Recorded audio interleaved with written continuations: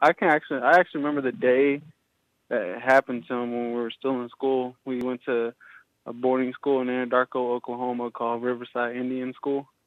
And I believe I was in eighth grade, and I used to see him all around campus all the time. And one day when we was in the cafeteria, he was eating by himself, and I walked up to him. I said, "Hey, bro, how you doing?" And he just looked at me with a blank look, like he didn't know who I was. And like a couple hours later that day, this some staff came and got me and told me my brother was just taken to the crisis center in Lawton, Oklahoma, to be evaluated or something like that. And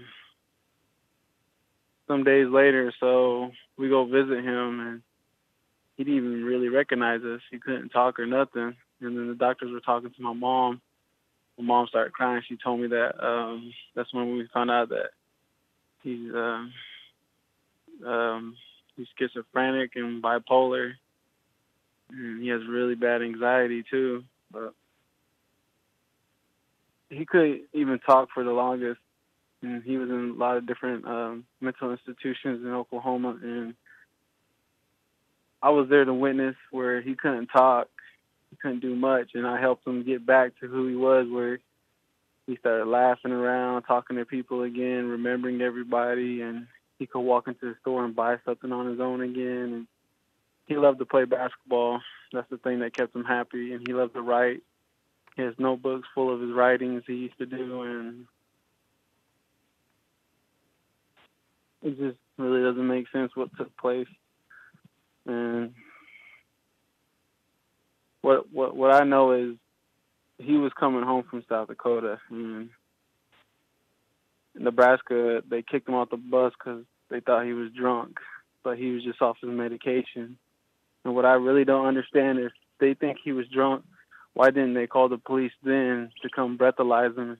I didn't know bus drivers could just kick you off the bus without, proof or anything. And then he went missing for a day or two. My mom couldn't find him. She kept calling me and saying she's keeping in contact with the police, but they're not telling her nothing. And then Monday morning comes around, and I'm literally about to walk out the door to go to work, and my mom calls me crying, saying, "Your brother's gone." The police tased him and end up killing him. Oh my. It really doesn't make sense to me because in the report it says that they already had him in handcuffs and there was more than 4 or 5 police officers there. So why would they have to tase my brother after he's already handcuffed? Mhm. It just really doesn't make sense to me at all. He wasn't dangerous. He was always happy and smiling around. He always would ask for help.